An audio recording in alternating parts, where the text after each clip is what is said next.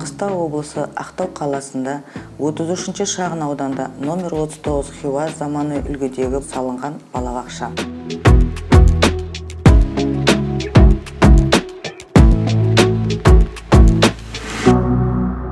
Бұл балабақша Ұлы Отан соғысының 70 жылдық мерейтойын қарсаңында ашылғандықтан, қазақ халықтан шыққан қаһарман қыз ұшқыш Хиуаз Доспанова аты берілді.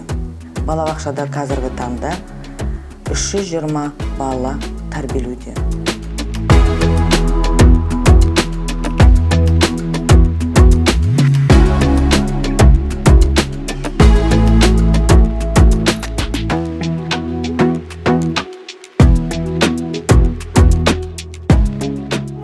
Поздравляю, день красивый, я желаю не болеть и не грустить, и нас, папа, любить. Мара, үстін бөгіріп, тәрекіні сындырды. Мен ата-анамын.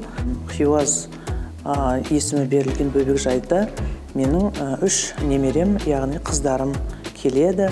Осы Энкок компаниясына барлық ата-аналардың атынан, барлық әжелердің атынан өзімнің шексіз алғысымды айтқым келеді.